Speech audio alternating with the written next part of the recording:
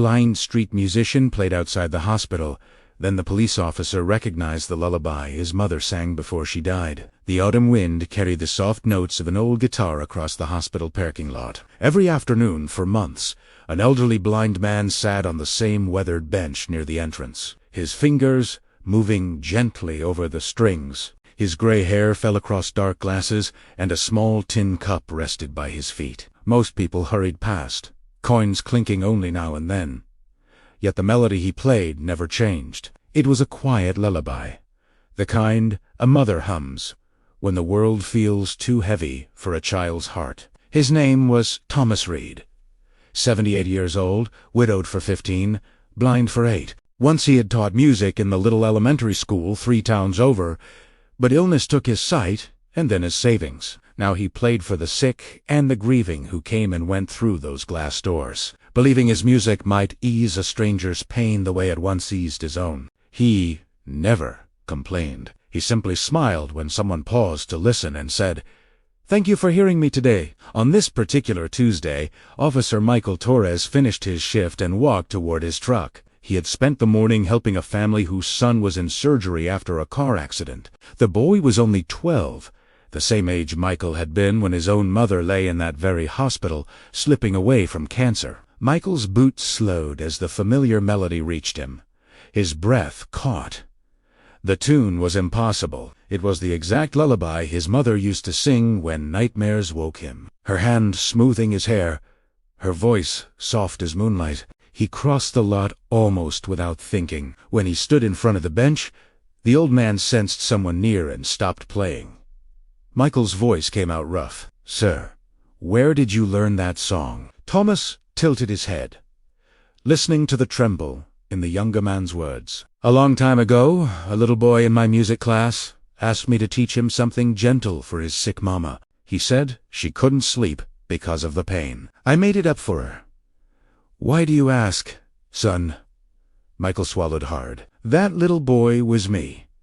That mama was Elena Torres. She passed 25 years ago in this hospital. She sang that lullaby to me every night, until the very end." Thomas's fingers tightened on the neck of his guitar. The world grew quiet around them, as though the wind itself held its breath.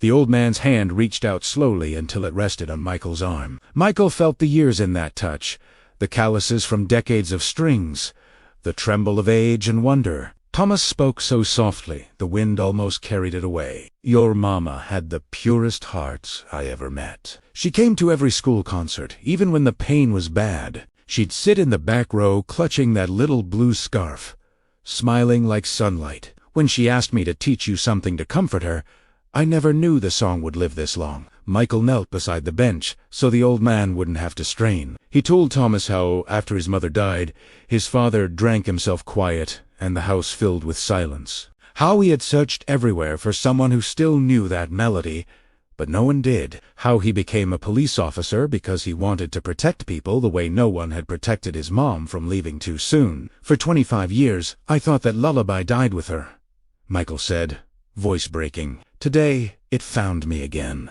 Thomas nodded, tears slipping beneath the dark glasses.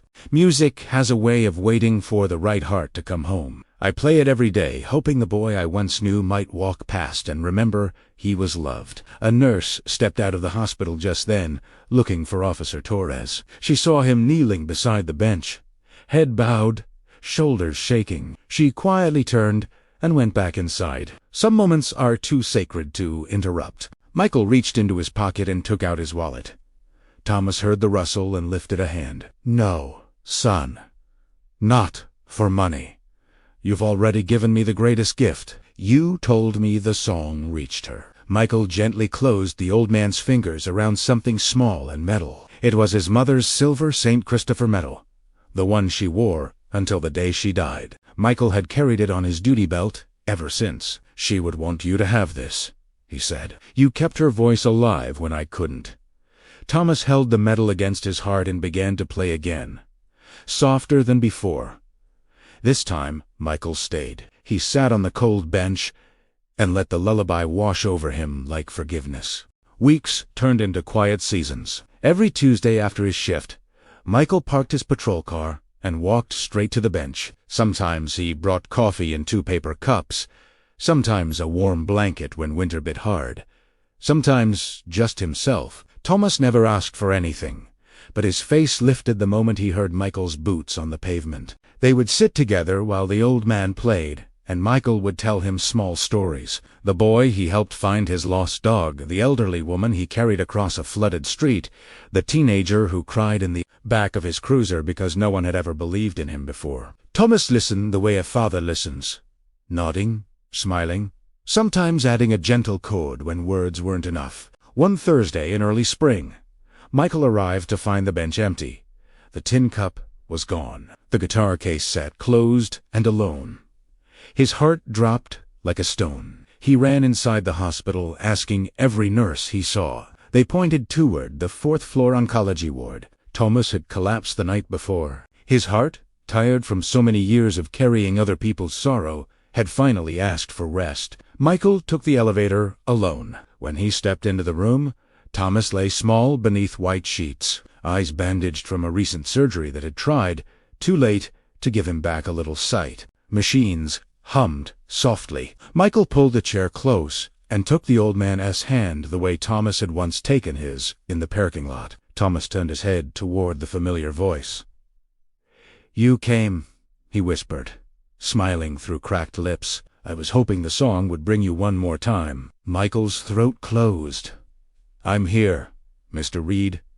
I'm right here." Thomas asked the nurse for his guitar. She hesitated, then wheeled the case in and placed it across his lap like a child. His fingers found the strings by memory alone. He began the lullaby.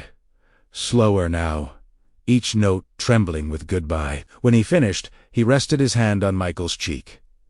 "Your mama's waiting, son. Tell her the song made it all the way." Michael leaned forward and pressed his forehead to the old man's.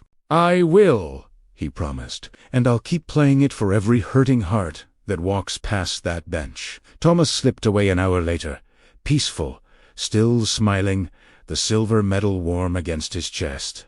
The hospital released Thomas on a gray morning when the dogwoods were just beginning to bloom. Michael carried the guitar case himself, the same way he once carried his mother's small wooden box. A quiet crowd gathered in the little cemetery behind the old Baptist church. Former students came, some gray-haired now, some still young enough to cry openly. They brought flowers, photographs, handwritten notes tucked into him. The preacher spoke softly about a man who never had much, but gave away everything he did have, especially the music that lived inside him. When the casket was lowered, Michael stepped forward alone. He opened the guitar case, lifted the worn instrument, and began to play the lullaby one last time. His voice joined in on the second verse, shaky at first, tense. One by one the people around the grave began to hum, then to sing. Nurses who had cared for Thomas, orderlies who had wheeled him to tests, strangers who had only ever dropped a coin and kept walking. All of them lifted their voices until the hillside rang with the song that had started in a third-grade music room 35 years earlier. After the burial, Michael placed the guitar gently on the fresh earth. He left the St. Christopher medal inside the sound hole, so the two things that had found each other again would stay together forever. Years later, if you visit that same hospital on a quiet afternoon, you will still hear it. A young officer, or sometimes an older one with gray at his temples, sits on the bench that now carries a small bronze plaque. In memory of Thomas Reed, he taught us how to listen. Passers-by still pause. Children still ask their parents why the policeman is crying. And the lullaby drifts across the parking lot the way grace drifts across a wounded world. Soft, unbroken, and forever alive. Sometimes the smallest act of kindness can change someone's world. Share this story if it touched your heart.